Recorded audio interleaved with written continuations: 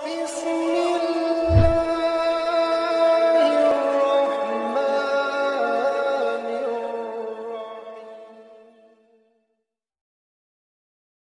kafa billahi syahida Muhammadur Rasulullah walladzina ma'ahu. Wa kafa billahi syahida nih Rasulullah masih sendiri. Nggih, Muhammadur Rasulullah diangkat menjadi rasul. Setelah itu walladzina ma'ahu, ada orang-orang yang bersama Rasul namanya sahabat. Lah ini situasinya situasi bernegosiasi sesama orang Arab. Asyidda'u 'alal kuffar.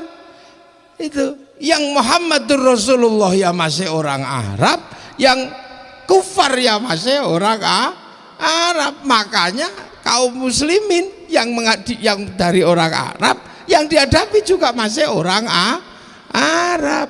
Jubahnya ya masih sama, jenggotnya ya masih sama. Abu Jahal ya jubahan, Sayyidina Abu Bakar ya jubahan, Rasulullah jubahan, Abu Lahab ya jubahan sama. Asyidda'u 'alal kufar, menggunakan simbol-simbol yang ada di waktu itu bagaimana menghadapi orang kafir. Orang Yahudi nggak berjenggot, orang Islam berjenggot. Orang Nasrani, orang Yahudi pakai baju panjang karena kaya, yang Islam motong kain namanya isbal. Yang membedakan cuma satu, Rasulullah sama Abu Jahal itu wajahnya. Kalau Rasulullah wajahnya tersenyum tabassam, Abu Jahal wajahnya kaya wong kebelet ngising. Itu lah itulah. Jadi walladzina ma'ahu asyidda'u 'alal kuffar. Jadi keras orang kafir era itu sampai suasana itu selesai, itu terjadilah situasi ruhama'u bainahum tarahum ruka'an sujjadan yabtaghuna fadlan minallah wa ridwanan simahum fi wujuhihim min atharis sujud. Lah terus diteruskan dzalika mathaluhum fit Taurat wa mathaluhum fil Injil kazar'in, kayak tanaman. Tanaman itu ada benihnya, ada media tanamnya. Ada yang nanam. Loh, makanya ini mesti dipelajari. Di zaman Rasul yang ditanam oleh Rasulullah adalah rukun iman, rukun Islam. Yang nanam siapa? Rasulullah. Tempat menanamnya Arab, Makkah, Madinah. Budaya Makkah, budaya Madinah berbeda.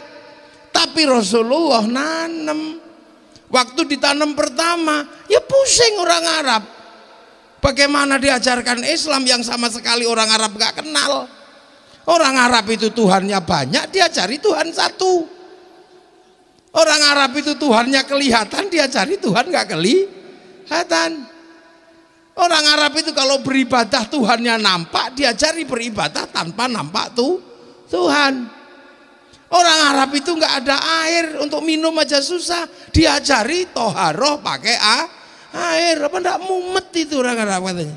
Ini ajaran apa ini kok? Minum aja susah pakai jinabat lagi gitu. Apalagi orang Arab jinabatnya nggak kayak orang Pabedilan, nggak kayak orang Cirebon. Kalau orang Cirebon jinabatnya kan seminggu sekali. Kalau orang Arab semalam 8 kali. Makanannya kambing. Sini terongnya Dokter Basuki. Terong organik malah nggak keren belas sudah, kecuali terongnya sendiri loh. Susah.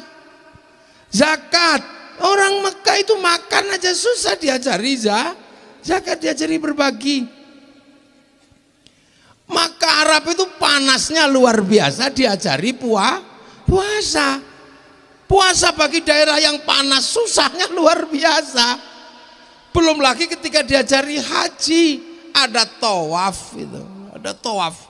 Lah, tawaf wajib ini bahaya. Jadi bahaya bagi orang Arab waktu itu. Kenapa? Syahwatnya orang Arab sangat tinggi. Tiba-tiba ketika tawaf wajahnya perempuan harus dibuka. Betapa syahwatnya gitu. Pada saat yang sama yang laki-laki disuruh pakai baju tidak ada jahitannya. Kalau mau ndablekan tinggal wes gitu aja. Dan Rasulullah berhasil. Dari sisi inilah maka kita bisa melihat tidak ada tokoh dunia manapun yang sanggup mengalahkan kehebatan Rasulullah Muhammad Sallallahu Alaihi Wasallam. Loh itu, jadi yang bawa bendera-bendera itu biar ngerti nanti. Bahwa Rasulullah itu hebat. Dari pekerjaannya, dari kiprah sosialnya, bukan cuma dari kosidahnya saja. Hebat Rasul itu. Tidak ada air bisa mengajari orang toharoh, nggak ada makanan bisa mengajari orang sedekah, panas bisa mengajari orang puasa, terbuka bisa mengajari orang bisa menahan syahwat. Tuhan banyak biasa diajari Tuhan satu. Beribadah dengan Tuhan kelihatan bisa diajarkan dengan tanpa melihat. Ini Rasul hebat. Secara sosiologi, antropologi Makkah Madinah tidak ada tokoh yang bisa mengalahkan Rasulullah. Nah, setelah itu kan aktor yang nanam berubah lagi. Benihnya dikasihkan kepada sahabat. Aktor baru menanam Islam. Tanam di tempat mana? Berbeda. Mulai ditanam di Persia. Itu yang nanam siapa? Aktornya Sayyidina Ali, Sayyidina Hasan, Sayyidina Husain. Ada Sa'ad bin Abi Waqqas menanam di Cina, tanahnya Cina, bahasanya Cina.